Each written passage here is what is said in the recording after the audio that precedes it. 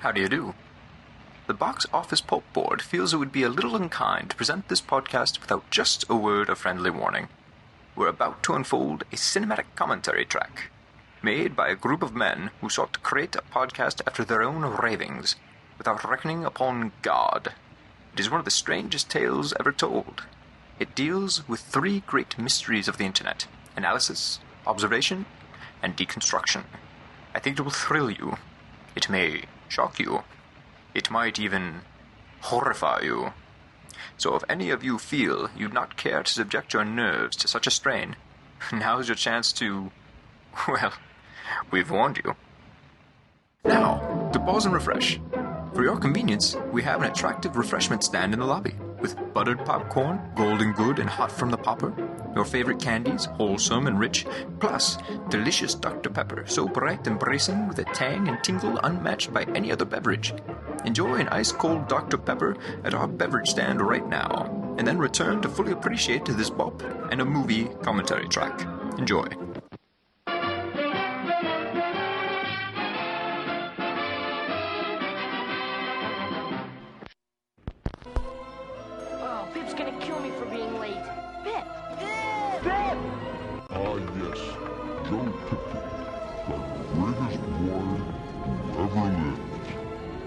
Sorry.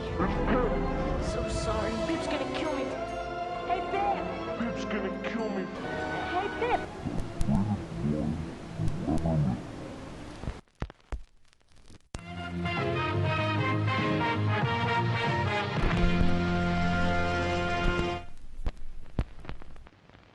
Hello, ladies and gentlemen. Welcome to Box Office Pulp, your one podcast stop for movies, madness, moxie, and tonight.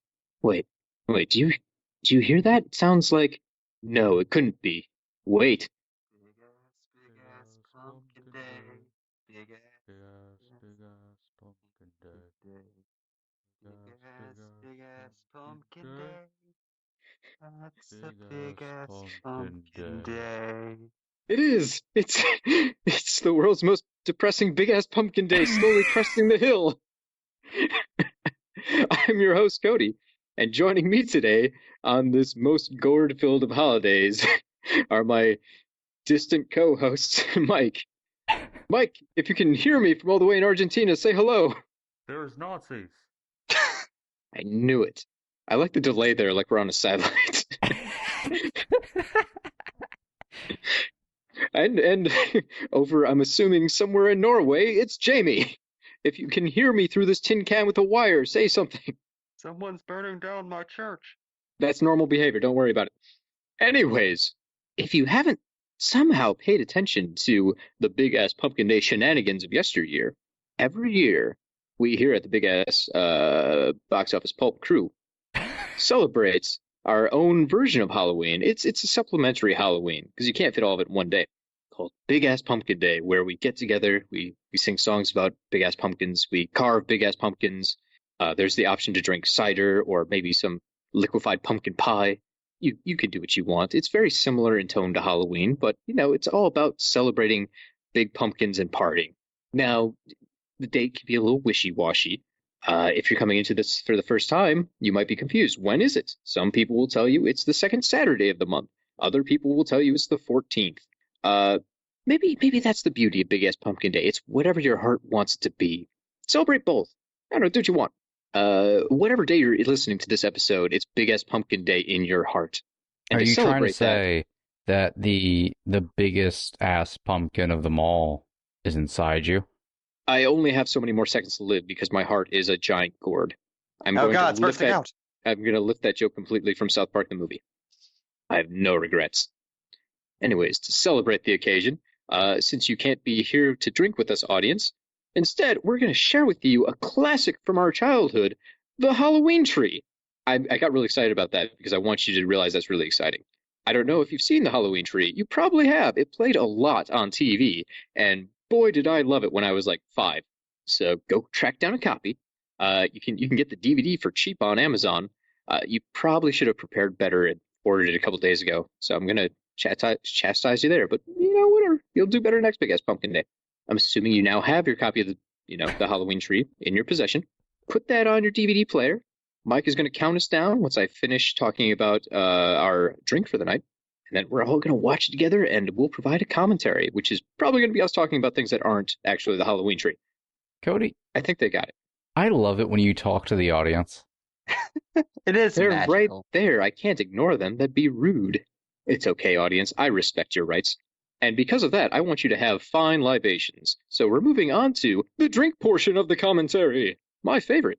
Now, originally, since the Halloween tree takes place over all of these different countries of the world, I was going to get into this. I was going to find something that represented Egyptian booze. I was going to find something that was English booze. I was going to find something that covered all the different places we see in the movie. And then I realized that was going to be very hard and it was going to be weird when I was mixing tequila with Beefeater's gin. So instead, I took the lazy way out, which I'm going to recommend to all of you guys. Tonight's drink is called the Jack-O-Lantern. You can find it pretty easy just by going online. There's 1,000-some Halloween cocktails out there, and some of them are pretty cool. I picked this one because it's very easy to make. Here's the ingredients. You get yourself 1 ounce of cognac, a ½ ounce of Grand Marnier, an ounce and a half of orange juice, a ½ ounce of ginger ale, and then you can garnish it with fruit if you choose. Some blueberries, maybe some cherries. That's up to you. Your personality will come forward. Instructions, super easy. You take all those ingredients, except for the fruit that I just mentioned, blueberries or cherries, throw it in a cocktail shaker. Shake well, strain into a martini glass, throw those fruit back in there, and you kind of get a spooky black effect on those. You get a nice orange color with the drink, but it's almost like a social punch because you got that ginger ale in there and the orange juice. So it feels like a party drink, even if it's just you sitting in your house watching a movie from when you were a child and crying, just like a party. I'm drunk already. Speaking of which, time for the ceremonial sip to find out if I made it right. Ooh, that's tasty. That one I actually would recommend. I should really try these before I recommend the recipe, but No, that's because half I'm the waiting fun. for the day you do the sip and immediately follow up with, folks, ignore everything I just said. I Do have not vomited make all this. over my belongings. To be fair, I was trying pretty hard last time. I made raisin syrup and mixed it in with like allspice and nutmeg and an egg yolk. That one I was counting on being disgusting. It was actually pretty tasty. It was like I made my own eggnog. I still, one of these years, our commentary is going to begin with you taking a sip and then sounds of silence plays in a loop for 2 hours. Credits. It'll actually be me in front of a fireplace. That'll be our first YouTube video, just slowly sipping a drink. I'm sure that's like a YouTube phenomenon or something, watching people sip drinks.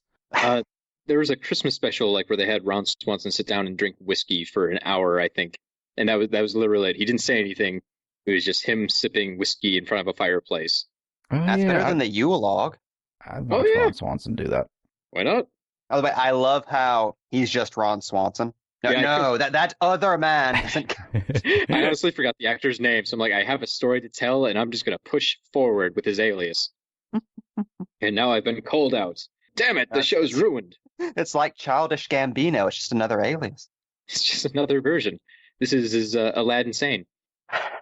Magnificent lumber. Well, anyways, I'm assuming at this point you have actually found your copy of the Halloween tree. We've given you enough time, and you've made a delightful cocktail. You don't have to have either of these, but I recommend both. So under the assumption, audience, that you have these things in hand, let's get down to brass tacks. Mike, give us the countdown.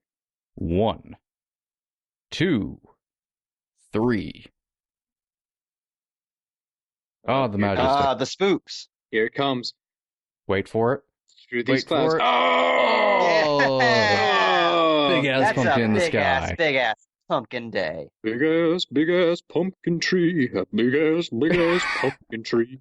Big. Oh, Jesus, it's a skull. I never noticed that skull before. There's a lot hidden throughout the movie. I love how the pumpkin gets increasingly sooner and sooner in each movie we find. Eventually, we're going to have to find a movie that's just an entire pumpkin. It's some weird avant-garde thing where it's all a pumpkin. It's Werner Herzog's last film, Witness a Pumpkin. It all takes place inside the pumpkin. This is the first time we've watched a big movie on Big Ass Pumpkin Day that's just legitimately good. I mean, Yeah. Halloween Town was, you know, it holds up, but Charming. Pumpkinhead has that effect. This is like someone actually cared when they made this. Look, I remember the art on this being terrible, but when you look at these background paintings, they're fantastic. Someone put a lot of attention in here. The score is really, really good. Everything's aiming high. You even have Bradbury himself coming in to do the narration, which uh, shows respect to the original material. Like, hey, I wasn't lying. Good, he did narrate that. I had my doubt in my head for a second. I Uh, always think it's Leonard Nimoy for a second, but yeah. no, it's about Shroud, as we see now. Thank you, movie. Spun some ahead of us. Really, I'd go as far as to say this is like one of the lost gems of animation. This is a top tier production for what, like Cartoon Network just threw this out? Yeah, directed TV. yeah, it Yeah. looks so much more expensive than it actually is. Or And they this is like like year two Cartoon Network, isn't it? It's like super early. It's got to be super early. This movie came out in 1993, and it's just weird too because if you look at like the VHS cover or the DVD cover, it looks like this thing probably cost 30 cents to make. It doesn't seem like something anyone actually cared about. But no, this is a thorough production. Everything about it seems pretty well done. A lot of care went into it. I feel like this perfectly embodies a very specific moment in animation history where I think at this point we're like right at the beginning of the Disney Renaissance. And like that gave us this period from the early to mid 90s where even direct to cable or direct to video stuff had so much attention paid to the animation. And so we get like these really weirdly solid direct to video animated kids movies. We had stuff like Fievel, the Rescuers Down Under. That's weirdly better than the original. It's like there was this amazing quality control with animation. There was a lot of shit too, but Well, think of it. This is about the same time that Batman the Animated Series was coming out and pushing TV animation to be more cinematic. You look at this, it's not just, okay, here's a plate, here's the characters on the cell.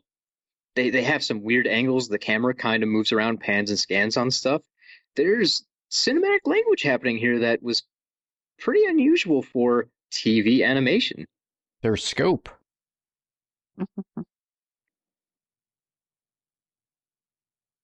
I'm curious, when was the first time you guys saw this movie? I don't remember. My local video store had a copy of it. So I remember renting this all the time, and my mom would get annoyed because it wasn't Halloween and I wanted to watch the Halloween movie. I'm checking this on Wikipedia now because I think they mentioned like all the times it's released on VHS. Uh, it came out in 94, 95, 96, 97, 99, 2000. So almost every year Cartoon Network put it back out. Um, so I probably saw it when I was about 5 or 6 years old, I would guess. And it really stuck with me. Forgot about it for years, but the general plot kind of stuck with me. I had vague memories of a soul lost and kids running around different time periods in search of a pumpkin. Yeah, same here. I don't really remember when the first time I saw it. It just stuck with me as a series of vague memories. Yeah, my first experience I remember vividly because it was on a teacher has a headache day in late October, and she just threw it into the VHS player, and we watched the Halloween tree. This is maybe first or second grade, so I was pretty young. And it's funny. This is one of those movies I remember being way darker than it actually Yeah. is. Because my memory of this was always the child, like Pip, dies and they're chasing after his soul into hell to retrieve it. Yeah. And Yeah. Mount Shroud is literally Satan and they have to like do bad deeds for him to win the soul back. And it's one of those movies I didn't know the name of, only vaguely remembered, thought it was something I dreamed until the 2000s when I looked it up and was like, what? That was Ray Bradbury? That's the Halloween tree? Yeah, like I said, I forgot about this for years, and I just remembered some of the vague plots, and I remembered it more like you. I don't remember them having to do evil deeds for Satan, but I do remember them like having to chase down a lost soul, which gave it a much darker implication. Yeah, my brain completely skipped over the whole learning thing.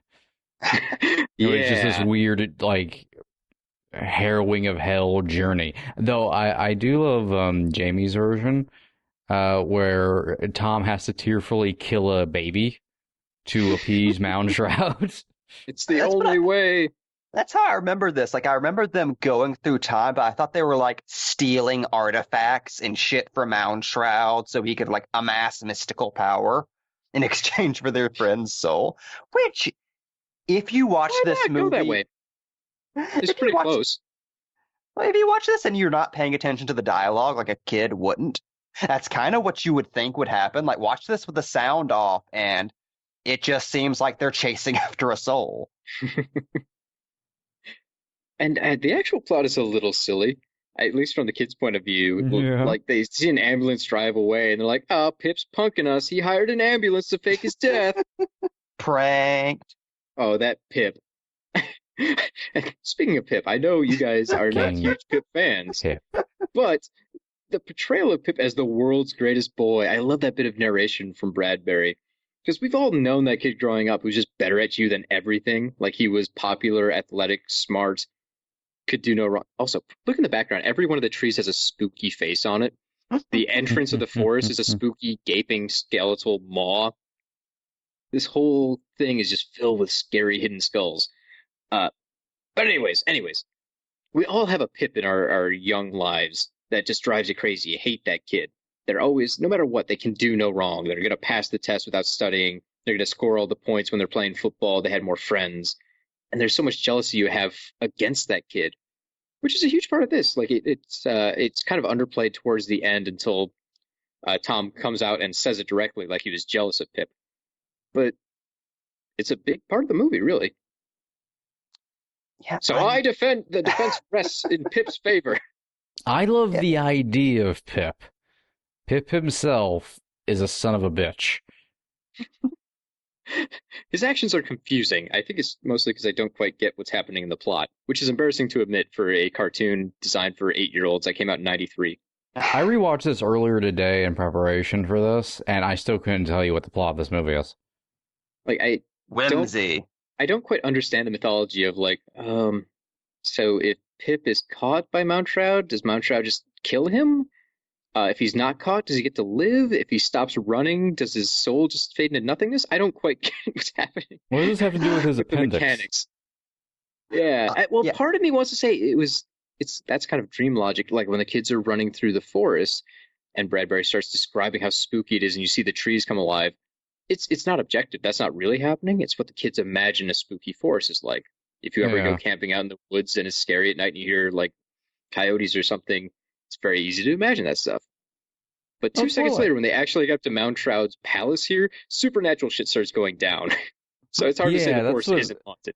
That's what like confuses me, I think, about the plot is like a lot of it's psyche allegory stuff about the kids, dealing with fear of like Pip's mortality and stuff and their friend dying.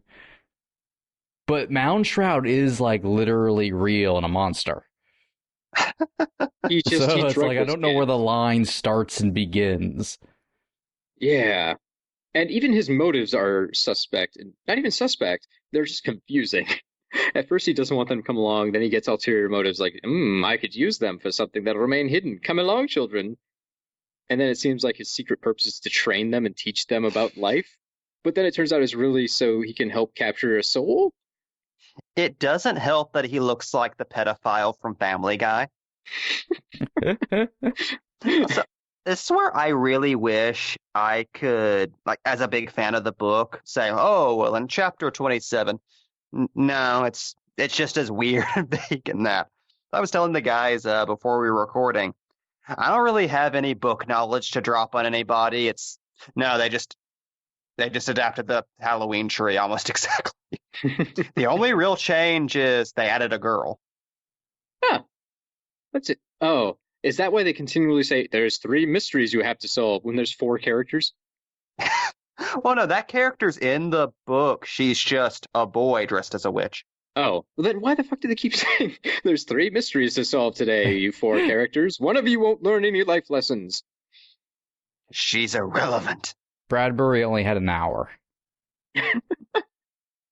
I mean, he did used to write his novels by renting a typewriter hourly rates, so that's entirely true. He probably was like, I only have 75 cents left. We've got to wrap this story up fast. I love old-timey writer gumption like that. Well, I've injected myself with poison, and I can't reach the antidote until I finish this draft. Time to get writing. I want to write a little draft. Okay, here's like a legitimately nice thing to say about the movie. Leonard Nimoy, my God, that guy was balling out here. This is the voice acting equivalent of chewing the scenery. I didn't realize that was him until like just rewatching this very recently, and that's only because I like had to rewatch parts and like, wait a minute, he's in the credits. What? Like, can you believe Nimoy had this performance and this voice in him? He's such an underrated voice actor. It's a shame he got to do relatively little because he had range. Oh yeah, shit. This is. I mean, probably the best way anyone's ever said the words "enter" without sounding like a complete tool. I guess that was kind of the tragedy of Leonard Nimoy in general. The dude had so much range, yet was known for one thing.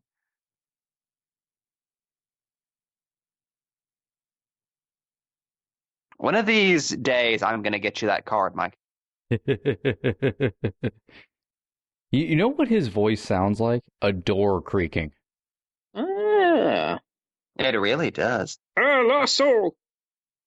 He has to get back to his checkpoint to get all of his money back. Pip, what do you want? Like, you run away, you want to help. What are you doing? Just use your words. But there's a lot of stuff I don't understand here. This isn't bad. This is just Bradbury leaving a lot of ambiguity to the story. Like Mountroud, what the fuck is that guy's deal? Is he just the embodiment of the holiday? Is he the just wants Grim to teach Reaper? them about Halloween. He's got a soul tree that apparently he reaps every year. But it's confusing because he has a pumpkin on it too, so he dies along with everyone else? I don't know. This is us being adults, but the way this plot only makes sense is then at the end the kids wake up having passed out on Pip's porch waiting for him to come home. And that was all a dream. Shared dream. It's like, no, they went back in fucking time. This actually happened. I'm so confused. They learned the history of Halloween. They built Notre Dame. Okay, this image has stuck in my head since I saw this as a very young boy. Just this big gnarled tree with all these lit spooky pumpkins and Bradbury hyping it up on the side. I want it as a painting. That might actually be Bradbury my favorite part of the movie. Yeah, just Bradbury playing hype man for the film. I was about to say, fucking DJ Bradbury. Oh, shit. No, you little dead boy. That's my favorite Rob Zombie song. What's Pip's aim here? He's going for the Get away pumpkin from of the his old face, which is a soul pumpkin. If the soul pumpkin's extinguished, he dies. So I guess Maybe it was a suicide attempt. Pip just wants to die in peace. I think like all the pumpkins on this tree are people that are going to be claimed on the holiday. I don't understand why there's a special Grim Reaper just for Halloween. But he's got to steal his pumpkin before Mountroud gets it, which is why Mountroud's pissed, because otherwise they got to do some Final Destination stuff the next day, and people get confused. Also, why is Pip dressed like Tom Sawyer? Because he's the world's greatest boy. That's not even limited to just the Halloween tree. That is a recurring feature in Bradbury stories. The perfect boy who always disappears mysteriously and tragically. Bradbury was trying to confess something there. It's like Nolan with all the disappearing wives.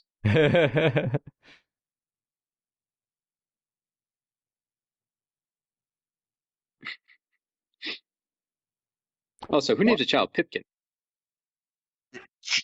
People who survived the Great Depression weren't sure if that child would live. This takes place I'm in a Over the Garden Wall 90s. I believe Oh, it. God, what a wonderful crossover that would be. Same universe, I'm pretty sure. There's less musical stuff happening. Also, I like how Mound Shroud's not so much dressed like Dracula, but like Robert Mitchum in Night of the Hunter. I don't remember him having that long cape. The cape is added. The cape is added is a Dracula cape, but the rest of the outfit's totally Night of the Hunter.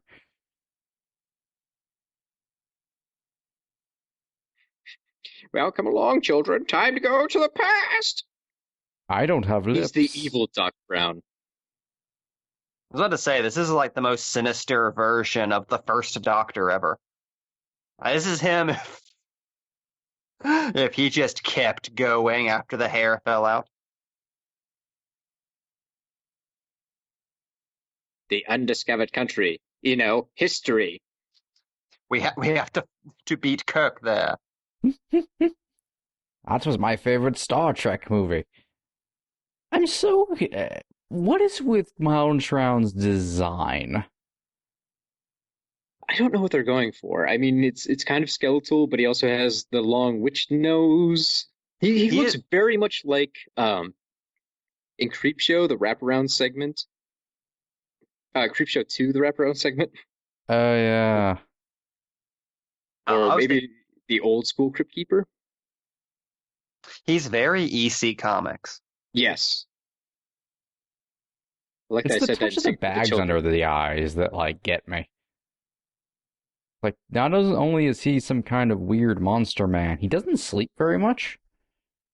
He's tired. He also has, like, the Tim Curry Pennywise noggin going on. That extra bulbous head.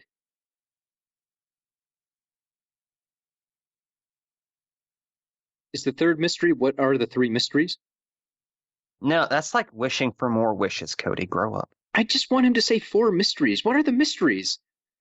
Also, look at Mound Shroud just cursing God there. Oh! He does say he's not allowed in certain areas when they're in front of a cathedral.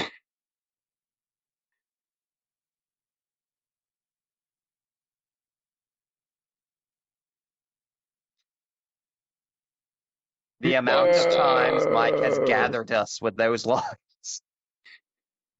There's just so many weird, fascinating choices here. Like, okay, before we can go into the past, we have to make a kite out of this abandoned circus. That's because Ray Bradbury bled whimsy. Did Tom Waits consult on this part? A fucking Halloween kite. What the fuck is a Halloween kite? Can we make one? The kids had to go into the circus and talk to Tripod, the monkey. And Tripod gave them the barbed wire to put together some broken slats. And then they rode as the tail of a kite into the maelstrom. That was beautiful. All it cost them was a pack of cigarettes. Also, can we point out that Mound Shroud essentially just made a wooden cross and then covered it in barbed wire? That was metal. He also makes these paintings live. Like, you have to grab the bitey paper. What are you, Hagrid?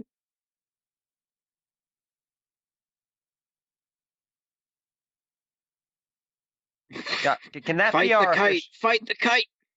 Can that be our official explanation for this? Mound Shroud is just a wizard that takes place in the Harry Potter universe. That would explain a lot. Oh my God, Yeah. It's Voldemort. Oh no! Oh God, he had them sabotage the cathedral. These kids are selling their souls and they don't even realize it. Satan's taken hold. God, this is cool looking. That's one of the things here. I complain about the structure of this and how confusing it is, but I honestly love all the segments. It's an anthology show, Oh, yeah. partially because they go through all the different time periods, and each one is kind of fascinating in its own design. There's one where there's just mummies hanging out for no reason, even though they claim it's history. I don't think this is really that educational. There's the gargoyle bits. There's so many incredibly creative ideas that Bradbury's getting out that I don't quite understand. It's like he just had a cool image and he wanted to share it. Pretty much. I And I'm really for it. miss. I really miss when old cartoons had full-on scores. Oh, yeah. There wasn't like one guy with a MIDI keyboard or anything. It feels so lush. And even if you go back to something like Scooby-Doo in the early 70s, when those repeats were going, you could pick up on how much attention was paid to the wacky, zany score that was going on. Some of them had like symphonies playing, minor symphonies, and it was like they had a full set, but there was so much money that was put into making these sound beautiful years ago, and I don't think we quite get that anymore. I don't know. You get some cool stuff, but normally it's like there's one sound designer who's kind of off by himself making these things, and they're much more limited in scope. I don't want to trash everything because Adventure Time has a beautiful soundscape, but that's like the one that really stands out to me. It's kind of Adventure Time and Steven Universe for the most part. Listen, I don't know if it's just me. Am I the only one getting a super 90s live action Disney vibe from the score? Yeah. It's I can see very that. hocus pocus. Yeah. But it's great. It's got a bit of mystery to it, a bit of darkness. It doesn't descend into modern horror techniques where there's like shrieking to try and make you jump, which wouldn't make sense for this. But there's fun to it. There's some lighthearted zaniness as well. It's got a good blend. No, the terror kite. Do you think there is somebody who's scared of this? Like, there's one person in the world who, like, this is the only movie that can scare them? I don't know. I think as a kid, it might kind of freak you out a little bit. Animation's hard, especially this animation. When you see a ghoul animated, it's not like they're doing all the gruesome details. It's just kind of like, here's a wrinkly gray person. It doesn't quite communicate the same way. Ooh, I like that Pharaoh ghost. Yeah, that's actually I'm spooky. rich. I like the ghosts actually are drawn as floating skeletons, which is strange. I never thought about that. That is the most dickish thing you can do. Be rich in the afterlife. I I'm have the all rich of my ghost. ghost money with me. That's why they buried me in a pyramid instead of dirt in the ground. It is fun how this movie doesn't go for spooky really in any way. I mean, there was, I guess, some spooky parts. Just goes for the otherworldliness you feel at Halloween whenever you're a kid. Yeah. At the start of the film, we get to see like the idealized version of Halloween. It's like 50s America, apparently. Kids are running through a small town. They're on bikes. Everyone else is out in costume. It's what you always hoped and imagined Halloween would be as a kid, even if it wasn't anywhere close to that. I feel like a crotchety old man now because when I see like my nephews going trick-or-treating, it feels like it's been half-assed. Like everyone just kind of picks a costume right beforehand. There's a lot of parents that don't want their kids going out into dangerous spots. They just do trunk or treat, where like you park a bunch Don't of get me cars in fucking a started on parking that lot, bullshit. and the kids just walk car to car to get their candy and then go home, and that's the end of the night. It's When I found been- out about that, it drove me insane. I was like, no, it's not right. It's not right, I tell you. Part of the Waving your Halloween fist at trick-or-treaters. part of the Halloween fun is that feeling of danger you have as a kid where your parents are blocks away and you're just running through the dark going into houses and knocking on doors and you don't know what's going to happen.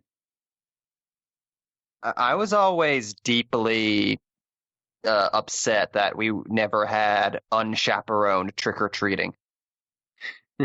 My parents were always pretty close by, but they would let us run down the block, so they weren't right next to us the entire time. Like, we knew where to find them if there was going to be problems or we were unsure about something or an older kid was scary, but we were basically on our own. And because it was the 90s, we all had to unwrap the candy before eating it. Just Nah, in case. I don't think my parents ever gave a shit about that. They're like, nah, you're probably not going to die. I'm evil! I'm evil, Batman! Yeah, Like some that's kind of something that nightmare. That's something that depresses me more and more with each passing year as I see less and less trick-or-treaters. It's like One of my big regrets is that I've never had a trick-or-treater knock on my door. I buy candy every year. I figured in an apartment complex, that's easy pickings. Nah, nothing. I was so popular in my fucking neighborhood until I moved out of one in December, but I used to scare the shit out of the kids. Mike was a one-man horror movie. That's the fun of it. Scaring children is the most fun. Weren't you Death in the Family Joker last time? That was the year before. Last year, I was Dr. Decker. That's right. Terrifying. Oh yeah, If we could go into I the Trick or Treat almost Studios gave away masks. no candy last year because they Good. couldn't stick around long enough, and sometimes they would come back but just stand in the street to look at me. And I'm While you blasting murdered their Goblin parents? out into the neighborhood, and there's fog. It's a whole like setup. The adults would come up and then just videotape me and have me do routines. Here, So I'm murder on the my internet. father. You're viral, Mike. Yeah, did you do I can't remember, did you do the thing you were talking about of pretending to be a stuffed doll until they approached? I did do that a couple times, yeah. See, what I like about that is that makes the kids who did get candy special. Exactly. They I were mean, don't tell them brave. that. Do not, for the record, do not ever tell a kid you've given candy to that they're special. What kind But of the candy idea were of you it. giving out? No, Were I these would at like least to also like take full-size this one bars? step further. Never tell a child they're special ever. Don't hug them. You're just setting them up for disappointment. Give Exactly. them no love. I'm sorry, Co. What were you asking? Was the candy they got at least a real treat, or were you giving out like fun size M&Ms? Oh no, I was giving out good stuff. If a kid managed to make it up to me and hold up, they had to hold out the bucket or the bag, and they had to come closer and closer. They couldn't stand like a foot away and make me come out. Unless occasionally when they would walk away, I would come out and then follow them because inevitably they would, when they get to the end of the driveway, turn around to look back at me. So I would just be standing right behind them. Scared the See, It wasn't so shit bad, out of except them. for when the ones didn't turn around, you followed them all the way to their house. No, I did follow one kid all the way down the street until they turned around. Oh no, he's come for the vengeance. But if they made it, I would give them about like 4 handfuls of candy.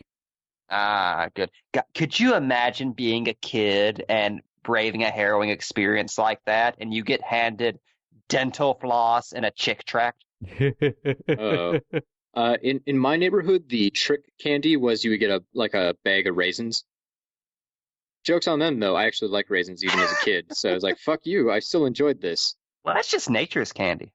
Did I tell you guys last year there was a house they weren't home for Halloween, so they left out honor candy with just a note like just take one with just a bucket sure. with just a jack-o'-lantern bucket out front filled with candy, which I stole candy from, by the way.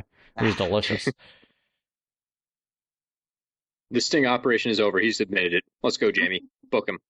Oh no! This was also a ruse. All of our videos have been long cons to get Mike to admit his crimes. We just throw nets onto you. Damn I'm sorry, my when you say addiction throwing to nets on Reese's. people, I immediately think of like a Planet of the Apes movie when there's nets being thrown on people.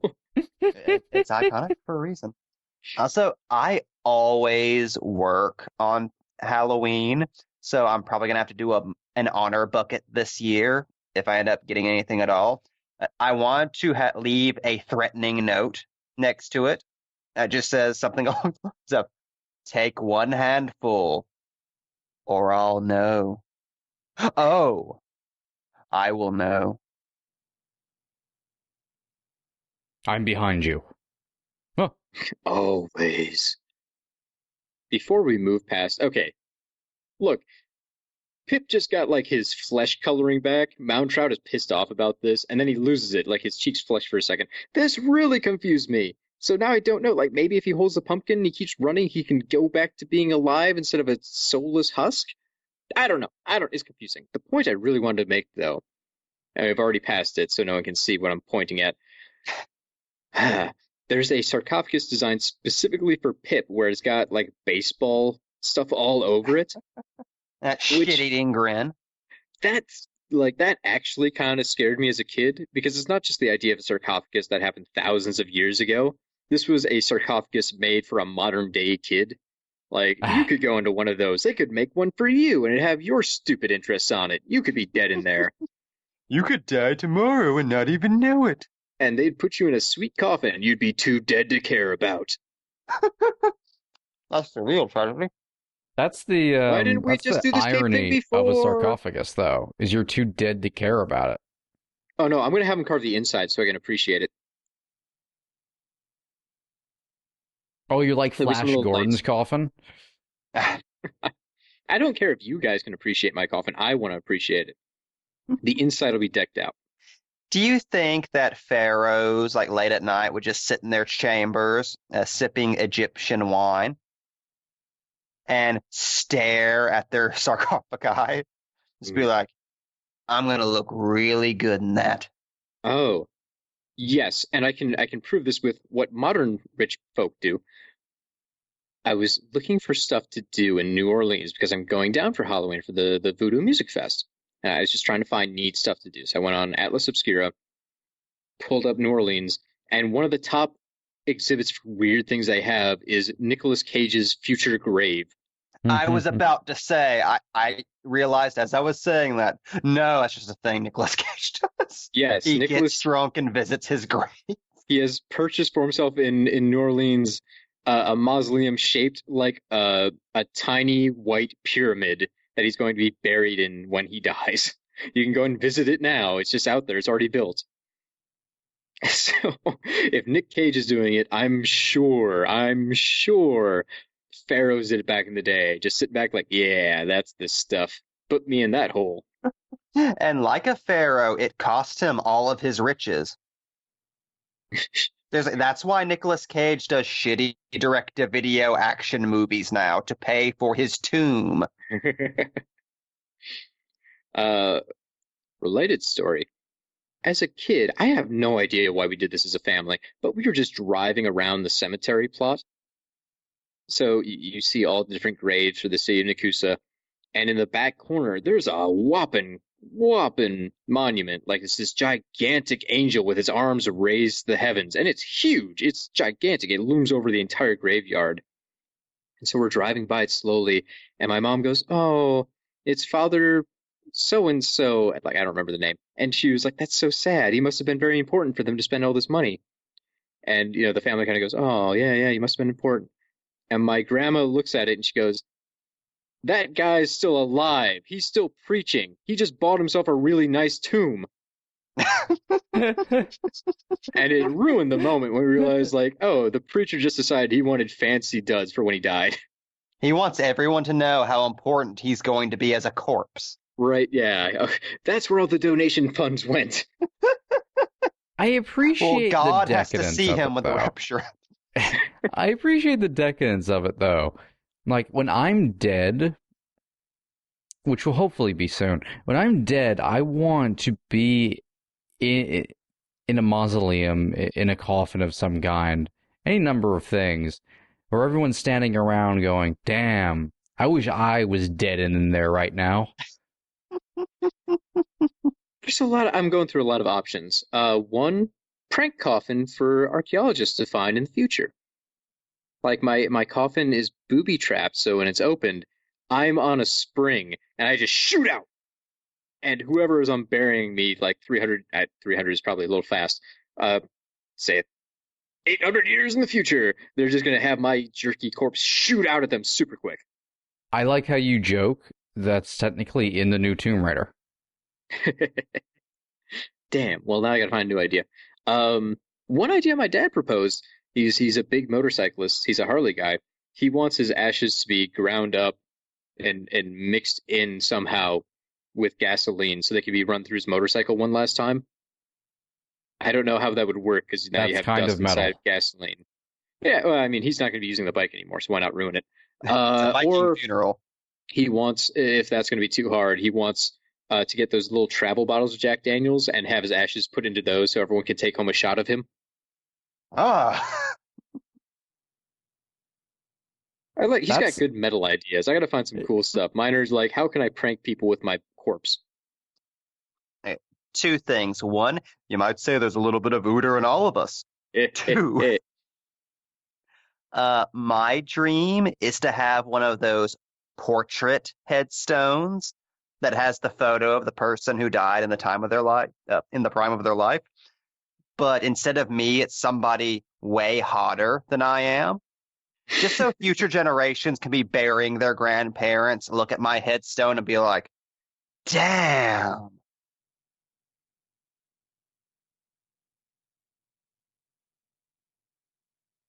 That's my only dream. Awkward funeral boners. If I'm remembered for one thing, I want it to be that.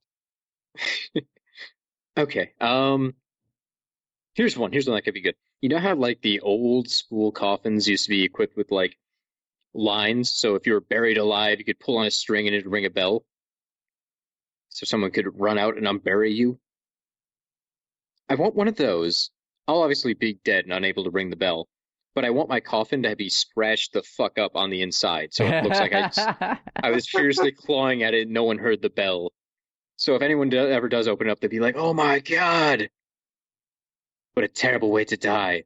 The irony will be I actually will like wake up in my coffin. I'll be like, "The bell's not ringing because I didn't connect it because I didn't think it would be a thing that would happen." Curse modern medicine.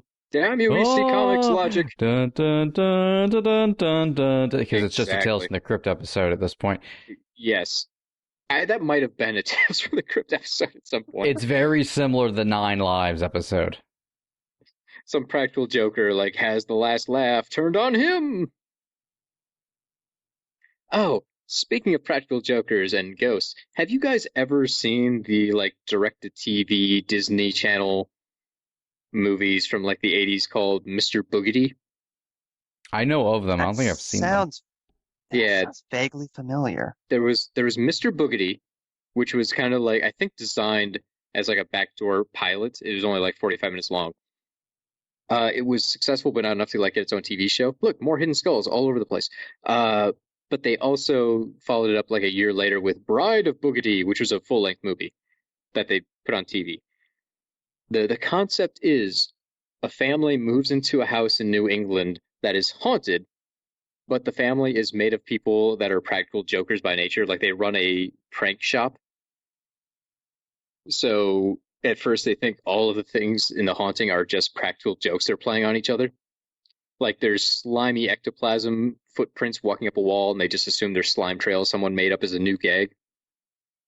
So there's zany family antics going on, and then they find out that the bad guy was just a really cranky dude that died and had made a deal with like Satan for a cape that gave him magic powers, and he had cursed a woman he loved to like just suffer for eternity with her son outside of the house, and she was in the house, and they're all trapped there together.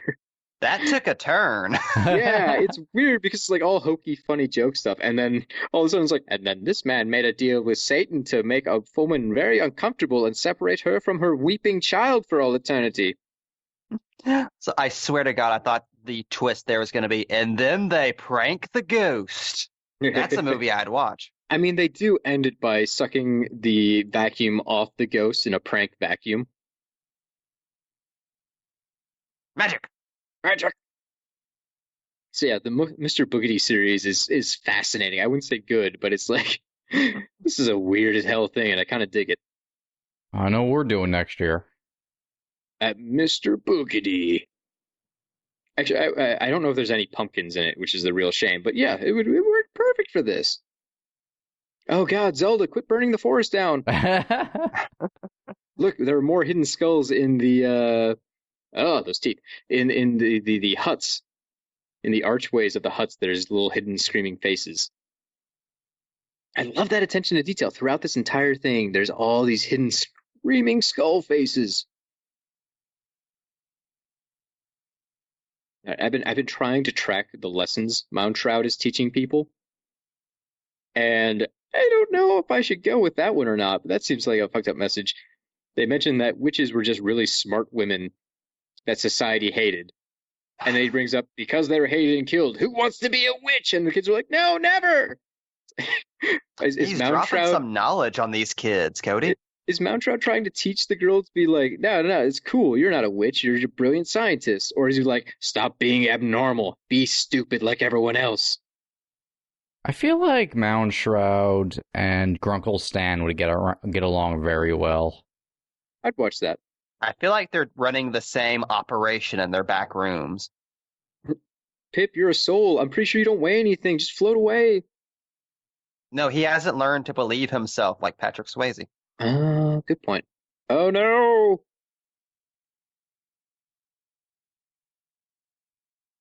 What was that motherfucker doing in an apple tree? She just climbed. Oh god, Pip, your teeth. Those chompers. So I love that jack-o'-lantern. I'm Pip, the world's greatest pumpkin boy. No, now he can fly. Where was that 5 seconds ago? He had to spin the pumpkin.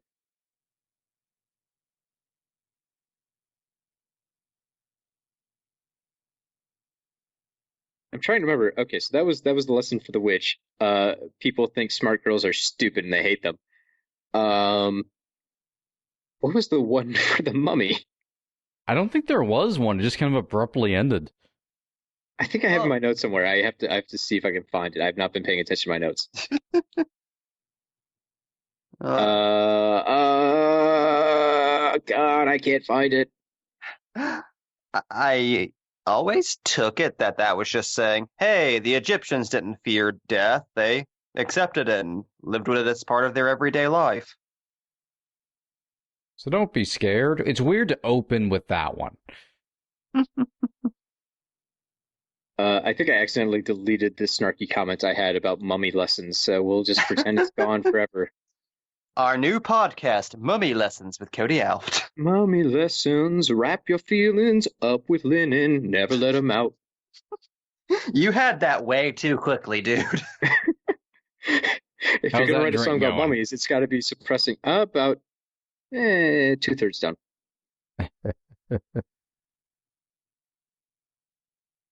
That's a good punch. I might make that more often. I want to see a repainting of Dogs Playing Poker, but it's Mr. Mound Shroud, the Illustrated Man, and Cougar in Dark. There's Mound Shroud being unable to enter the holy ground. Mound Shroud is so spindly during this scene. Ooh, ha, ee, ah, ah, ah. It's very strange because they've essentially traveled back in time and they're now going to build the entire cathedral in one evening by dancing. And somehow when it's completed, then Mound Shroud can go through. I don't quite get the logic, but I feel like it's saying something nefarious. I think Mound Shroud's making all this shit up. That is kind of a weird running thing in Bradbury stories. At the end, you get what you want by dancing and acting a fool. There's a deep respect for tomfoolery in his works. I think you're thinking of Guardians of the Galaxy and Scooby-Doo. Same thing. James Gunn movies that end with a dance-off. 35, 40, 45, 50.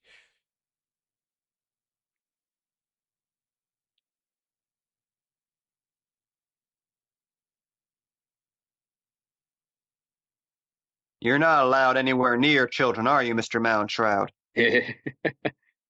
Not after the incidents.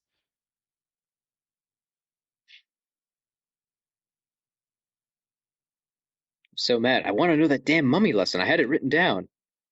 It was cutting wit, people. If I'm Something about raisins. Memory here.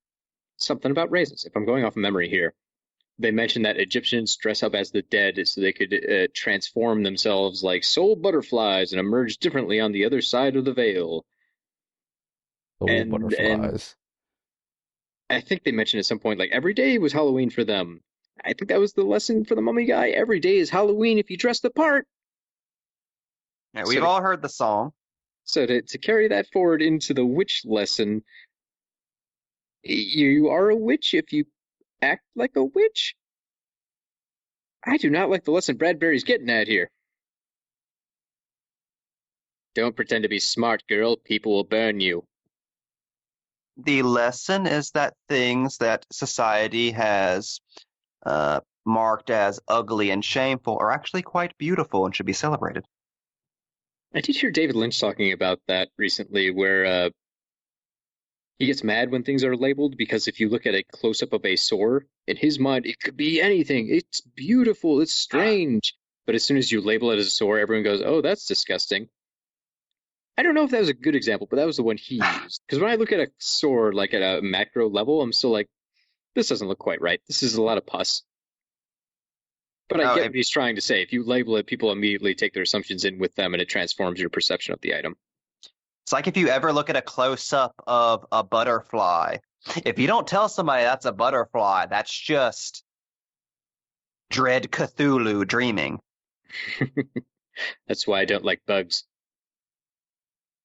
Let's pay attention for a moment. This epic score of them building Notre Dame in a night. The power of Satan. Until I'm what not sure end? what lesson they're learning. Yeah, I don't know. It's a cool visual. It's another thing I don't quite get. This show, for being a kids' animation, has so many mysteries. I think the lesson is, wouldn't you like to go back in time and construct history, but you can't because you live in the real world, so that's lame. Oh my god, I just realized what the voice of Mountshot reminds me of. It's the tall man. Boy! Shit, yeah. Yeah. That's my crossover. My God, he wants Pip as a slave. It's like the tall man if he was really snippy. He's a slightly more sociable tall man. Gargoyles. Just call them gargoyles. No one calls them marble demons. Then again, I guess these kids didn't actually grow up with Gargoyles, the TV show, did they? I think that's why they couldn't say gargoyle is a legal thing. Mountshot says it, but I guess he's being sued.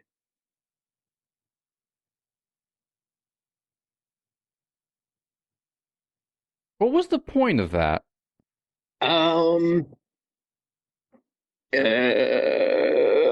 Ah! She's going all Salem's Lot there. He mentions that monsters remind us of old nightmares. And it's weird because he's calling all the nightmares through the town. But they mention people want to know the old tales and they want to know the old nightmares. It's kind of a weird masochistic way of looking at people. Bring those bad memories back. Yeah, baby. I'm sure there's Or they're people all being smarter than us screaming at their iPods right now, like what the meaning behind this is, and Right.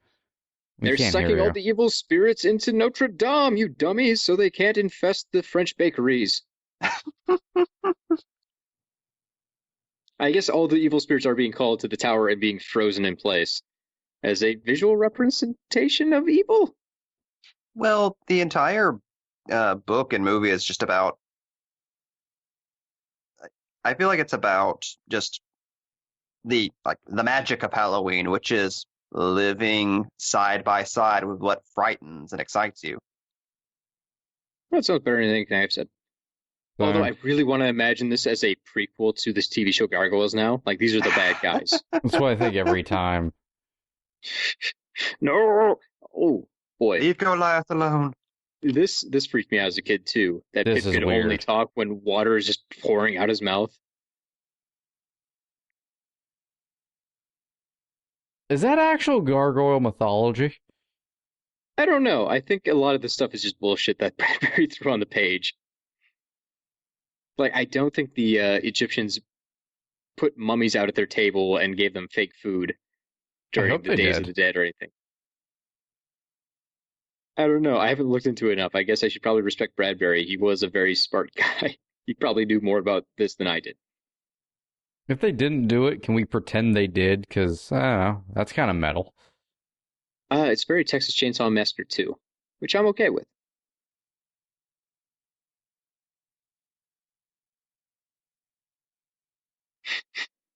God, he's having a nervous breakdown here. Shut up, just shut up. God, this is so disturbing. Oh, I'm vomiting my doubts. And Wait a Pip looks second, like wait a he's in second. such pain, which he should be in because he's Pip and his appendix is about to burst. The world's greatest boy does not deserve this. Look at the hunchback boy and think, Can you please say that in public at some point? Just point at some obese child. Look at the hunchback boy. Look at him. look at him and think, buy my book. I can't unsee it now. Fuck, I'm turning into a rock album concert. Oh, metal demons. Yeah. Go, Pip, go. You're a shooting star. You know, the sad part is Pip did actually survive the appendicitis, but he died of cancer 2 years later. It's a shame they gave all their lives for that, or years for that. Oh, it's Why even is he darker than electricity that. now? It's even darker than that. Pip was John F. Kennedy. Jesus. The timelines match up.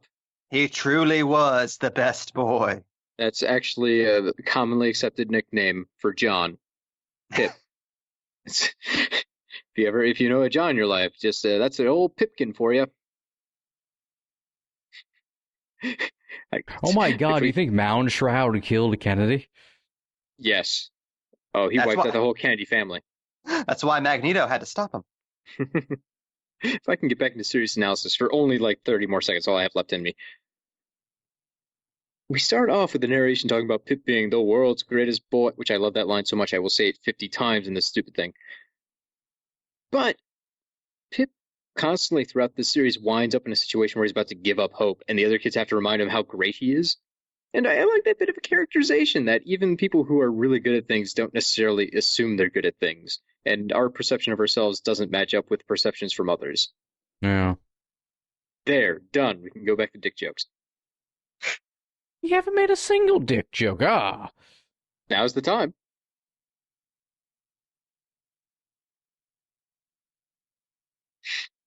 I love the way he rolls those R's. Oh, oh. And now for the movie Coco in its entirety.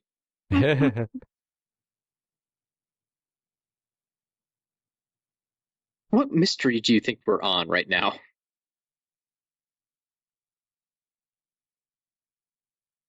Look, Mound Shroud doesn't know how to count. I don't like the idea of the Grim Reaper being illiterate and not understanding math. This guy's supposed to be responsible for figuring out the date I die. I want him to be good at that stuff. Look, if Mound Shroud could read, then he would keep all of the great authors alive. Bradbury himself can attest to that. Maybe he was just like a genre snob, like he only believed in nonfiction writing. I love the skeleton who posed for a photo. Pipkin, oh, your bones! Pip, your Not the bones are bones. showing. Your skin's hanging off your bones. I think this entire sequence only exists because Mound Shroud wanted to stop for some carnitas. But who could blame him? It's a little sad Halloween does not have tamales. Halloween gets candied apples and actual candy, which is cool, but not a lot for adults as a meal. Yeah. As an old man, if I ate just like a giant bag of candy one night, I would just feel like dying the next day. I want Halloween to have like a burrito or something. Well, all throughout my childhood, when my family would get together for each Halloween, my grandmother would make a gigantic, just huge butt fucking pot of taco soup. So I've always associated that meal with Halloween night. That's very specific to your family, but I like the idea. It's Also, very appropriate, isn't it? these children just gave Moundtrout their names. Don't you know anything about demons? I'm pretty sure it goes both ways. No name should be exchanged where they have dominion over you. Ah, the evil. You know, I'm sure if we did delve into like a different historical Halloweens throughout the world, we could probably figure out a meal plan for a Halloween feast. Or we just make food look like scary things, like, you know, you put crab legs on a chicken and then make a tail and then it's a face hugger chicken. Why is all my food just peeled grapes in a jar and I'm blindfolded? and wet spaghetti. And wet Oh spaghetti. God! The pinatas are bats.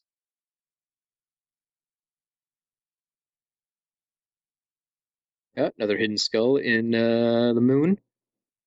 The man in the moon has actually been dead for decades. Oh, that's a story I want to see. Who killed the moon? It's just a really depressing sci-fi story. Scientists finally get back to the moon, only to discover the man in the moon's been dead for decades. It was Morty.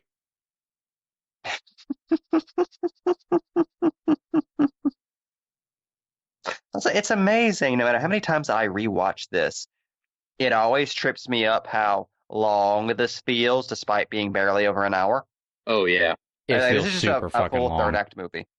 Yeah. I think the anthology structure here does make it feel so much longer because they have to go through so many episodes. It feels like it almost should just be a mini-series, you know, just make 11-minute episodes and stretch it out over 10 episodes or something. And not unpleasantly either. Like, it doesn't really drag. Also, I want that hourglass stopwatch so badly. Just double old.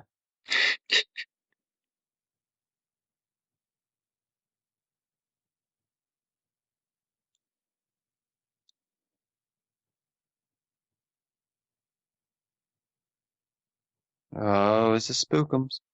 I just get down there, there's a Yes. mattress on the floor and a bottle of wine, Moundshroud just standing there. I was here all along, chickadees. What would you do for Pip? Mm. I like your Moundshroud voice. You said he was the greatest boy, right? Mm. Do you want to be the greatest boy? Everyone wants to be the best boy. Do you want to see your pumpkin on the Halloween tree? Oh God, zombies! Hillbilly zombies. Oh, the Day of the Dead has gone horribly Oh, it's awry. terror time again. Maybe if you're lucky, you'll be mummified, alive. Oh boy! God You damn it, stupid punk. fuck. I mean, that's the legit reason, though. His last name is Skeleton, so he puts on a skeleton costume because, god damn it, it basically is a play on words. You living pun, you monster. I oddly am obsessed with the fact his skeleton costume is also a turtleneck. And all the bones are painted green, so I can only assume it's supposed to be glow in the dark, which makes it way cooler. Oh, yeah. Or he's Blight. Dr. Phosphorus, I believe you mean?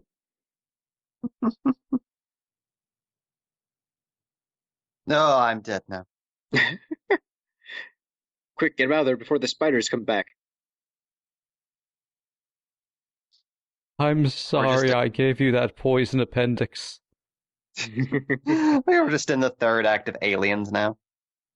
Kill me, it's in me.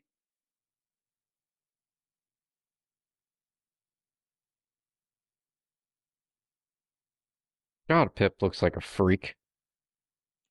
His head's just so gigantic, but he's so skinny and dainty. No.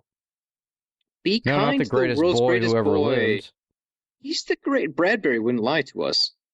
I done fooled ya. Moundshroud's cape gets bigger every scene.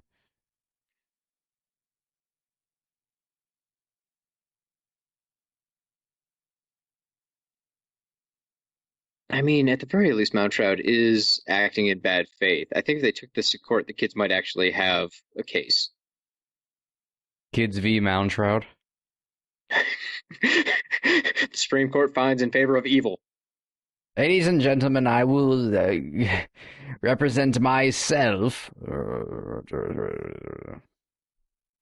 I would like to see the kind of monster lawyer Montrev would bring in to slam dunk this case.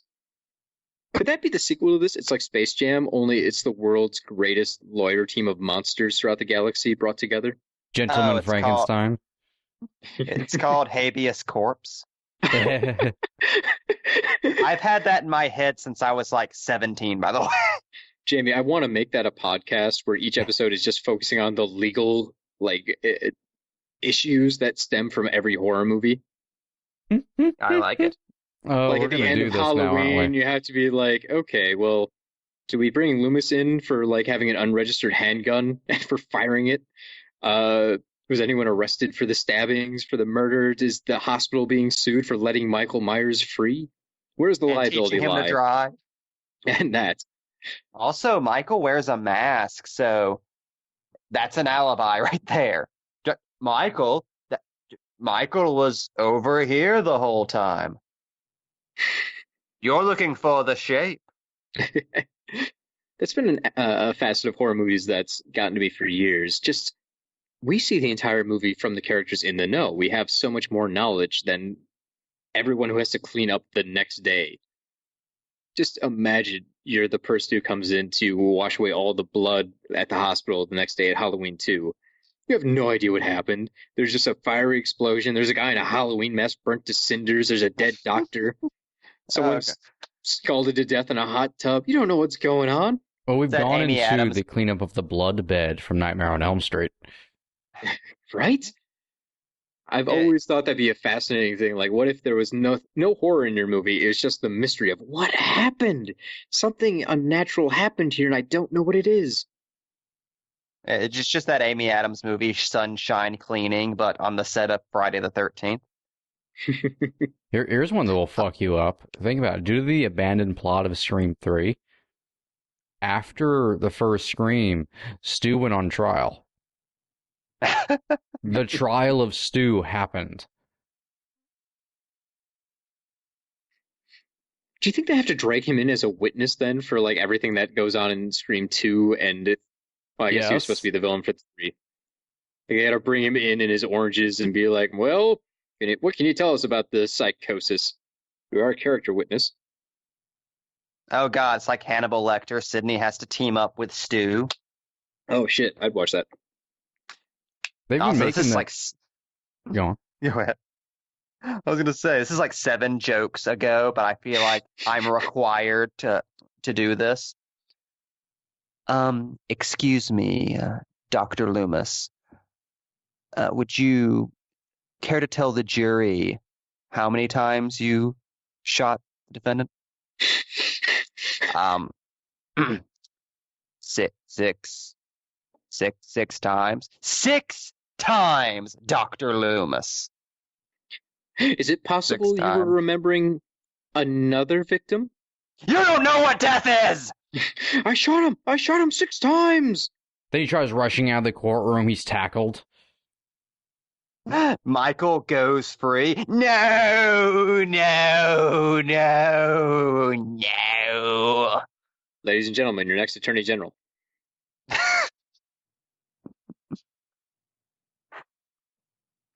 Yes, I meant all of that. It was all part of my lesson.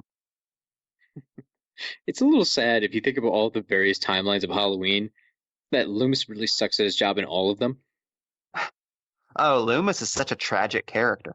If you follow, let's say Halloween 1 is the only one that counts, he manages to basically scare away Michael after he's murdered 5 people, I can't remember. If you go with the chronology that it's Halloween 1, 2, H20 and Resurrection, he doesn't kill Michael. He somehow like shoots him in the eyes and blows up the hospital. But he doesn't kill anyone. Like, they both apparently live on. So he just gave up after that point. Like, well, I did my best. He's in a hospital now. Good enough for me.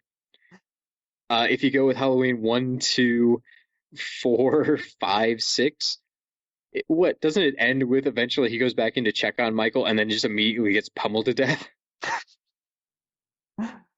God, I really hope that it's revealed in the David Gordon Green movie that Loomis just fucking tackled Michael like 10 seconds after the credits rolled.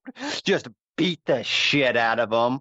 There's no Halloween 2, so that's how it's got to be. Like, he dives out of that building and suplexes him on the ground so he can't get up and run off. It's going to be a little weird when we get to... This is all conjecture. I mean, obviously we haven't seen the new Halloween yet. But if they're going with the premise that they caught Michael that same night, and in the movie they show like a patch of grass where Michael was and disappeared, that means there has to be a scene, or at least the hint that Michael Myers got up, walked like 10 feet away, and then just collapsed off screen. Yeah, so while we were looking around at all the places he could be, he was being arrested. The heavy breathing was really him just like, ow, my bullet wounds. That was him being loaded into the back of a police van. It's very unfortunate. Halloween really is a very good standalone movie. It does not need anything it got after it. I'm glad we got those sequels, but boy, we did not need them at all. It's a conundrum that way. Well, the mark of a truly great horror film is like the unnecessariness of its sequels. We're at like our 12th Texas Chainsaw Massacre.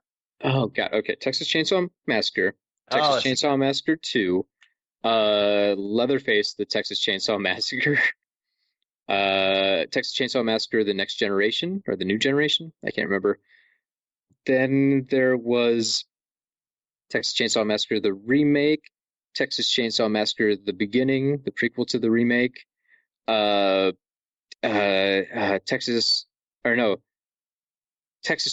3D, which is supposed to be a sequel to the original, although that doesn't fit time-wise.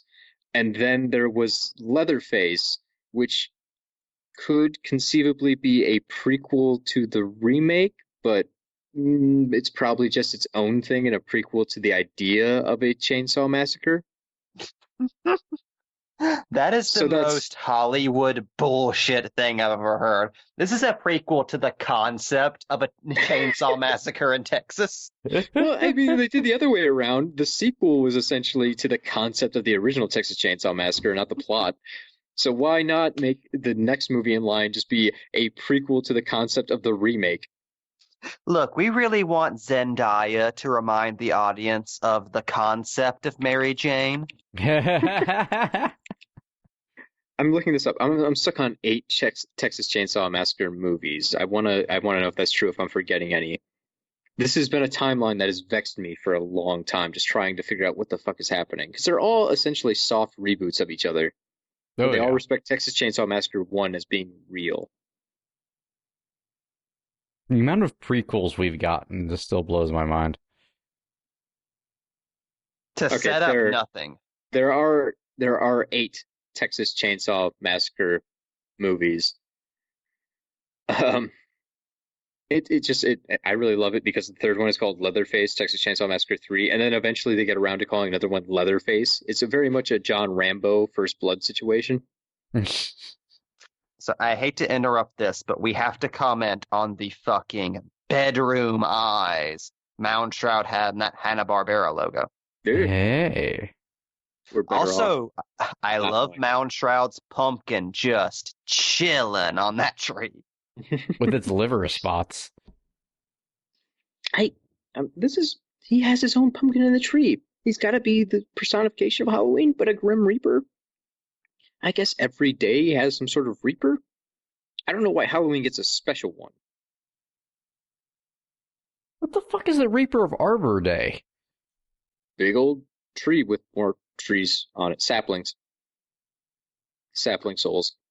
Oh, is the Reaper of Labor Day dressed all in white?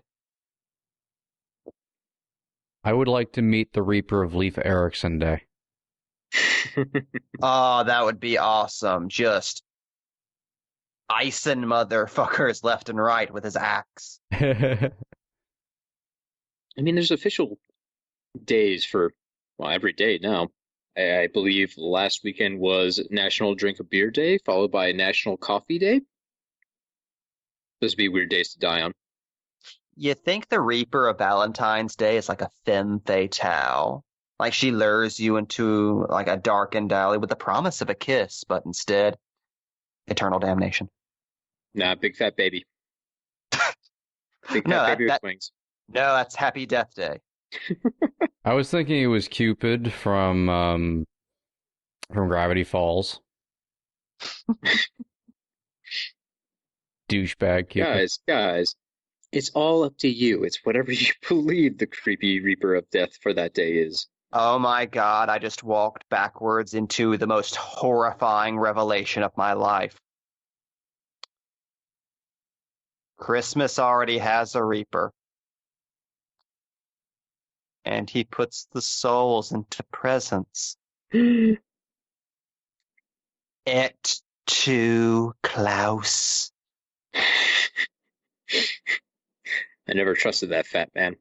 And that's why I don't celebrate Christmas. Well, that and you're Jewish, so. Well. Like the idea of Mike in jammies barging into his family's living room on Christmas morning. No! Those are the souls of children! Smacking sweaters out of everyone's hands. Just grab a gun and start shooting the presents. I imagine Mike bursting in, grabbing those presents and throwing them into a fire. They have to be destroyed properly. Those are children's souls. They need to rest. In hell. That was my investment in next year's happiness. Now let's all get Chinese. Sometimes I wish we recorded this show at like 8 in the morning. So when we say things like that, I can just be like, great, the podcast is over. And then I could go and actually fulfill those food demands. Like I could go get a tamale. I could go get Chinese. We make a lot of fucking food demands on this stupid ass show. Yeah, well, We're I mean, very hungry. You can't snack and pod. When is 1 a.m.? I will for have you East Coasters. I will have you know, I have been munching on stale pretzels this entire time. Ah, heretic. The inside of my mouth probably looks like Mound Shroud's ball sack at the moment.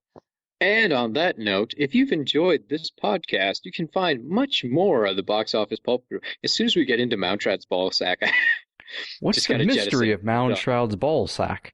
I don't want to know, and I don't want to think about it. Why is there 3? Oh, his tripod. He's escaped. We have many other podcasts he has cancer. That do not involve Mount Shroud penis jokes or ball jokes. You can find those on our Twitter page. We're on Facebook, Stitcher, iTunes, Blogspot. Just look up Box Office Pulp, and we'll be there waiting for you with some other dick jokes that probably don't involve cartoon characters. Maybe. It depends on the week. Well, check out that and many more Pulp Podcast shows at Pulp Podcast Network. .wordpress.com.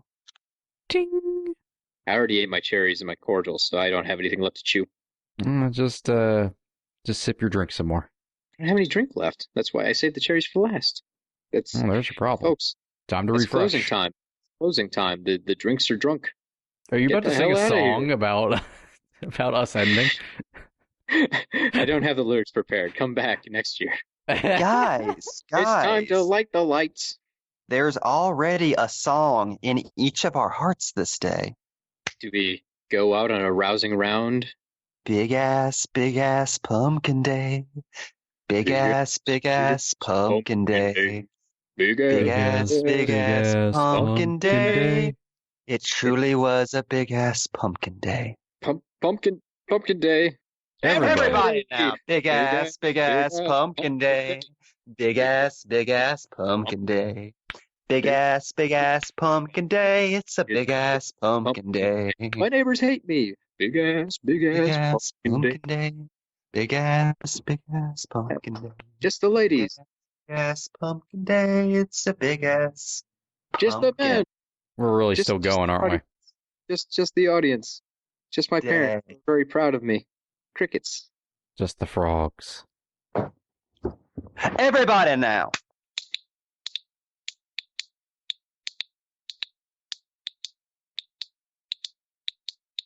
It's hard to do that with a clicker. You really can't.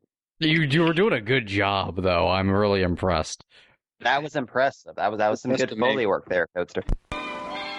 You get more out of life when you go out to a movie.